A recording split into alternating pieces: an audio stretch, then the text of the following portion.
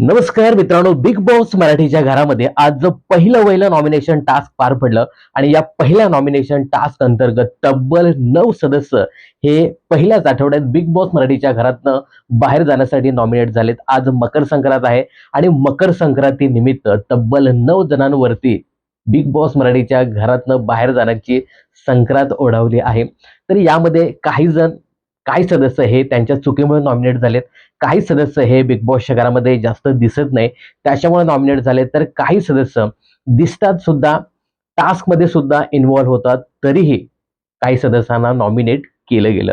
तर असे एकूण 9 सदस्य नॉमिनेट झालेत. ही नॉमिनेशन प्रक्रिया कशी पार पडली, कोण चुकलं, कोण बरोबर होतं, कोणाला नॉमिनेट करायला पाहिजेत होतं आणि कोण नॉमिनेट झाले, या सगळ्यावरती आज आपण बोलणार आहोत. नमस्कार, मी राज भुसारा, तुम्ही पाहत आहात द फिल्मी गप्पा. तर मित्रांनो, आजच्या दिवसाच्या सुरुवातीलाच इथे कॅप्टन्सी टास्क बिग बॉस देतात. जे कोणी 6 सदस्य ज्यांच्याकडे पॉवर कीज आहेत त्या सदस्यांना बिग बॉस हा टास्क देतात. 2-2 जोड्या येणार आहेत. तर या कॅप्टन्सी टास्क अंतर्गत बजर ठेवला जाणार आहे. तो बजर जेव्हा बिग बॉस सांगतील तेव्हा लगेचच दाबायचा आहे. जो पहिल्यांदा बजर दाबणार त्याला कॅप्टन्सी टास्क मिळेल आणि त्याच्याकडे पॉवर सुद्धा राहणार आहे. परंतु जो त्यावेळेस बजर दाबणार नाही त्याच्याकडनं कॅप्टन्सी तर जाणारच आहे, परंतु पॉवर सुद्धा घेतली जाणार आहे आणि तो थेट या नॉमिनेशन प्रक्रिये अंतर्गत नॉमिनेट होणार आहेत. तर इथे बिग बॉसनी 2-2 जोड्या केलेल्या आहेत. इथे पहिली जोडी बिग बॉस बोलवतात ती म्हणजे सोनाली आणि रुचिता. आता या जोडीला पॉवर की घेऊन बोलवतात, परंतु ही जी रुचिता आहे, हिची जी पॉवर की आहे ती गेलेली आहे करणकडे. आता हा सगळा जो काही प्रकार आहे ना, तो व्यवस्थित बिग बॉसने दाखवला नाही. मला असं वाटतं की करण आणि रुचिताची पैज लागली होती. ते क्लोरीनचं पाणी पिणार आणि त्यानंतर पॉवर की जाणार, असं काहीतरी तो इश्यू होता. तर रुचिताची जी पॉवर की होती ती करणकडे होती आणि बिग बॉस बोलले की ती पॉवर की घेऊन या तरच तुम्हाला आतमध्ये प्रवेश वगैरे आहे. आता करण हा पॉवर की द्यायला तयार नाही. रुचिताने खूप विनंत्या केल्या, विनवण्या केल्या, अक्षरशः रडली, पडली, धडपडली, परंतु करणने जो काही स्टँड घेतला तो जबरदस्त. देणार नाही म्हणजे नाही. बहुतेक मला असं वाटतं की ही जी काही बीट लागली असेल, पैज लागली असेल, त्याच्या अगोदर पण बऱ्याच घटना, घडामोडी कदाचित घडून गेल्या असतील, म्हणून करण स्ट्रॉंगली मी देणार नाही असं सांगत होता. आणि ज्या पद्धतीने ही जी रुचिता आहे, गेले 3 दिवस अक्षरशः तलवार घेऊन फिरायचे. जो कोणी बोलला, "तुला कापू?" हा बोलला, "तुला कापू?" म्हणजे सगळ्यांना शिंगावर घेत सुटली होती. आज कुठेतरी थोडीशी शांत झाली. ज्या पद्धतीने करणने तिला शांत केलं, म्हणजे खरं तर ती शांत झाली नव्हती आणि सोनालीचं जे काही वाजलं ते पण भारी होतं. आता याच्यामध्ये काहीतरी रुचिराला काही सोनाली राऊत बोलताना दिसते की तुला अक्कल नाही का? त्याच्याकडे कोण चावी देतं का? असं काहीतरी होतं. आता ही जी रुचिरा आहे, हा सगळा राग त्या सोनालीवर काढताना दिसते की मला तू अक्कल शिकवते का? तू काय सिल्व्हर स्पून घेऊन आले. तुला सगळं सगळं तुला बिग बॉस कळतं. आम्ही तुला फुटेज देतो. फुटेजसाठी तू सगळं काही करते. त्यानंतर तू मला मैदानात हरव असंही सांगताना दिसते आणि मी नाही त्यातली कडी लाव आतली, असं बरंच काय-काय सांगताना दिसते. म्हणजे सगळा जो काही राग आहे, सगळं जे काही फ्रस्ट्रेशन आहे, ती सोनालीवर काढताना दिसते. पण सोनाली बाई एकदम चिल. म्हणजे ही जी सोनाली राऊत आहे ना, तिचा स्वभाव असा नाहीये. एकदम चिल. त्या बिग बॉस 18 मध्ये त्या बिग बॉस 8 मध्ये ज्या पद्धतीने ती बोलायची, सगळ्यांचा पाण उतारा करायची. म्हटलं या बिग बॉसमध्ये आली ना, ती खतरनाक वागेल. परंतु अजून तिने पत्ते उघडले नाही असं सांगायला हरकत नाही. बघा ऋतुजा ना काय तिचं नाव? रुचिता.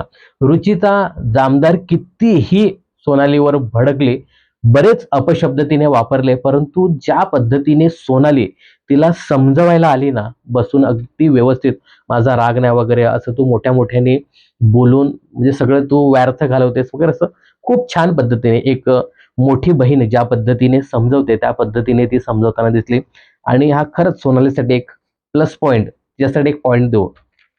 छान समजवलं तिने. तर आता इथे सोनाली आणि रुचिताची जोडी जाणार असते, परंतु करण हा चावी देत नाही. मग पुढची जोडी इथे बिग बॉस बोलवतात. पुढची जोडी ती म्हणजे दीपाली आणि तन्वी. आता इथे कॅप्टन्सी टास्क जो ओपन होणार आहे, कॅप्टन्सीचा दावेदार इथे निवडला जाणार आहे.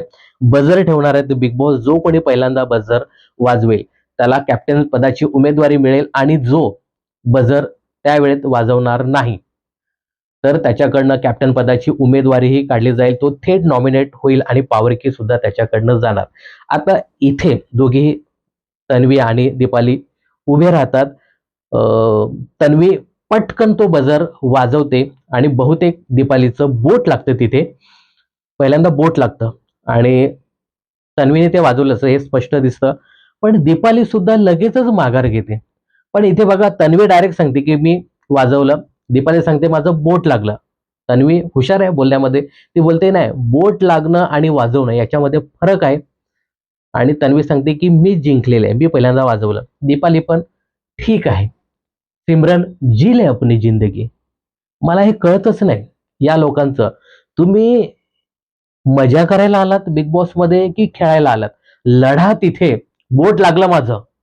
बोल ना तिथे. म्हणजे गुडी गुडी राहण्याचा प्रयत्न हे लोक करतात. आता आम्ही नॉमिनेट झालो. बघू आता पुढच्या वेळी.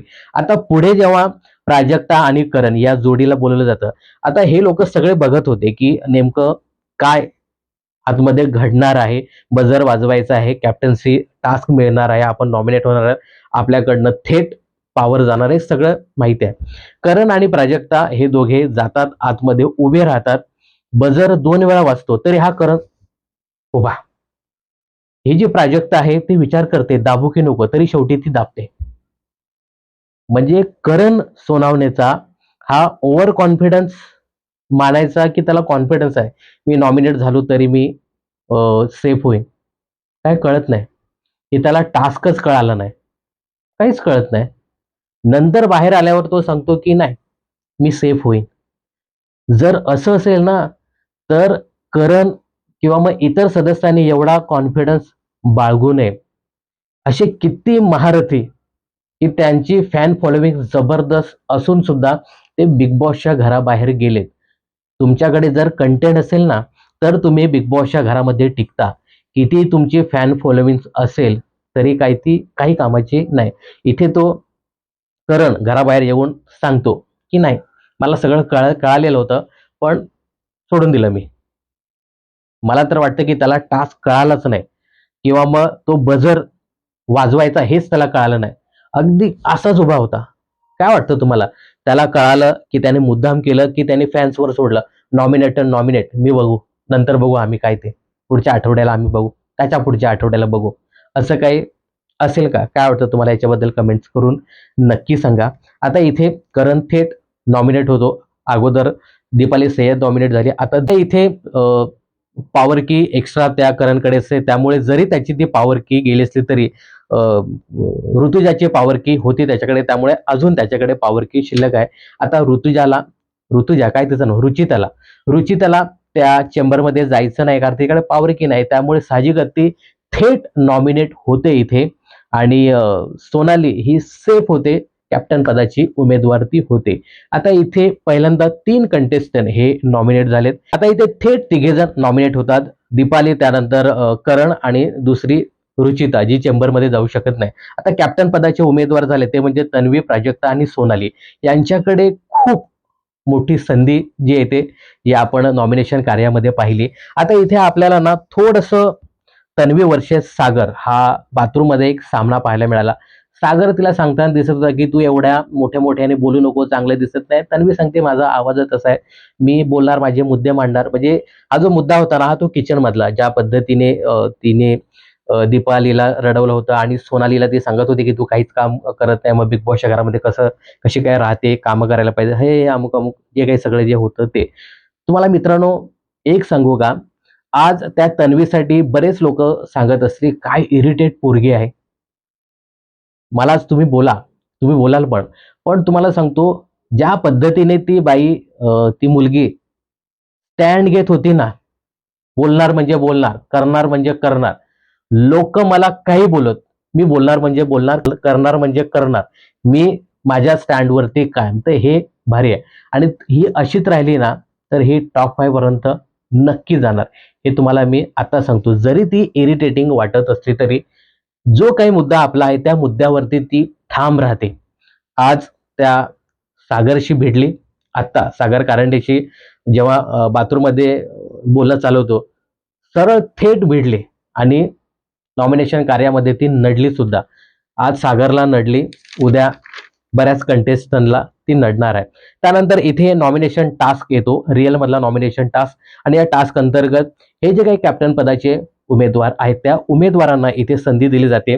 त्या 3 लोकांनी, मग तन्वी असेल, सोनाली असेल आणि दुसरी प्राजक्ता, या तिघांकडे संधी दिली जाते की तुम्ही बाकीच्या सदस्यांना नॉमिनेट करायचं आहे. ज्या सदस्यांचं बिग बॉसच्या घरामध्ये काहीच कॉन्ट्रीब्युशन नाही, ते दिसत नाही टास्कमध्ये व्यवस्थित, त्याने काय परफॉर्मन्स केला नाही, म्हणजे बिग बॉसच्या घरामध्ये राहण्याचे पात्र नाही, त्या सदस्यांची तुम्ही नावं घ्यायचे, प्रत्येकी 2. आता इथे प्राजक्ता ताई शुक्रे हिला बोलवलं जातं आणि पहिलं इथे ती नाव घेते ते म्हणजे प्रभूचं. प्रभूचं नाव घेताना ती म्हणते की प्रभूला मी नॉमिनेट करते कारण तो लोकांशी जास्त बोलत नाही, टास्कमध्ये दिसत नाही. आता प्रभूचं हिने नाव का घेतलं मला काय ते समजलं नाही.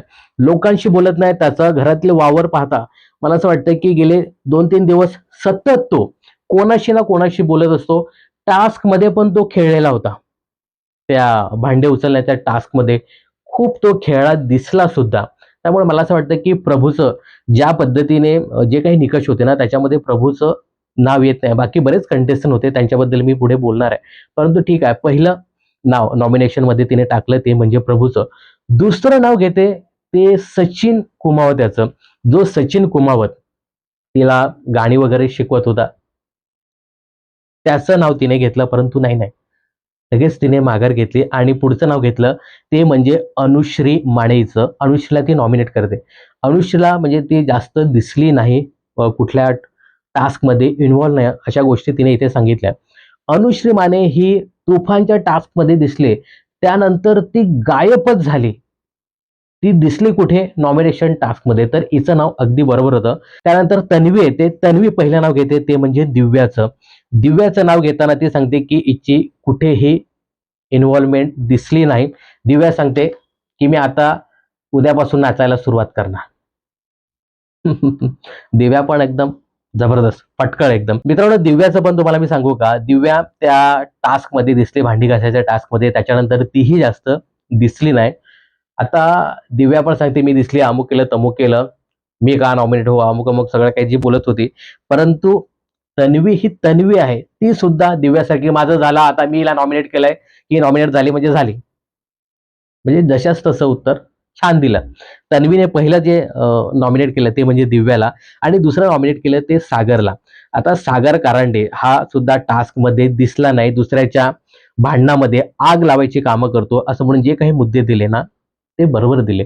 सागर मलाही जास्त कुठे दिसला नाही.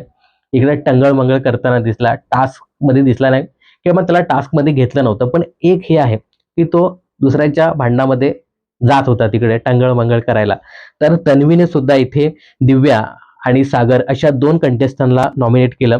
त्यानंतर सोनाली आली. सोनालीने चांगल्या लोकांना नॉमिनेट केलं. पहिलं नाव घेतलं ते म्हणजे राधा पाटील.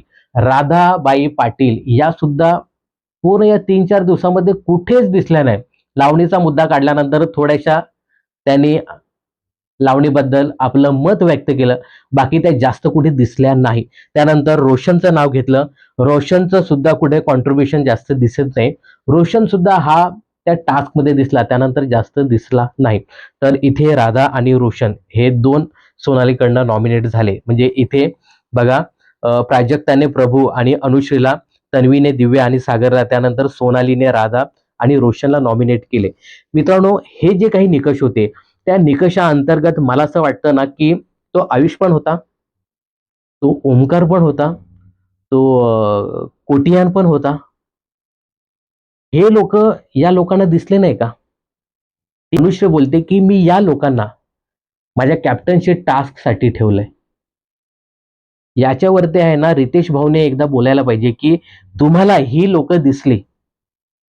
त्या रोशनने टास्क तरी केलाय, त्या प्रभू काहीतरी करतो दिसण्यासाठी. कॅमेऱ्यासमोर सागर मागायला का नाही, तो येतो.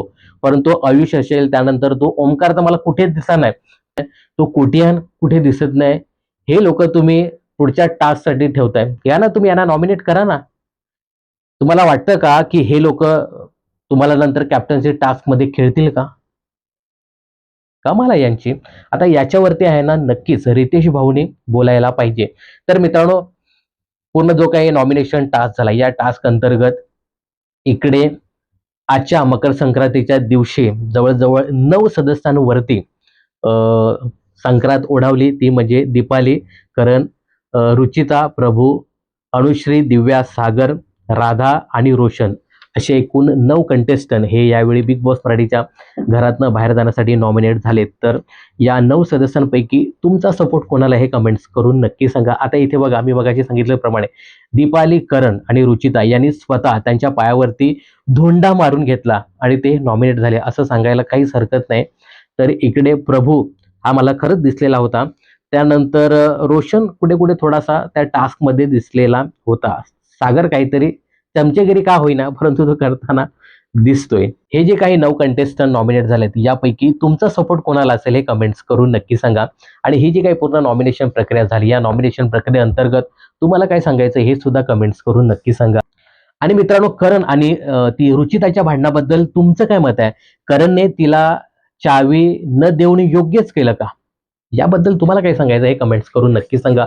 बिग बॉस आणि मनोरंजन क्षेत्रातील अशाच फिल्मी अपडेट जाणून घेण्यासाठी चॅनल जर सबस्क्राईब केले नसेल तर जरूर सबस्क्राईब करा.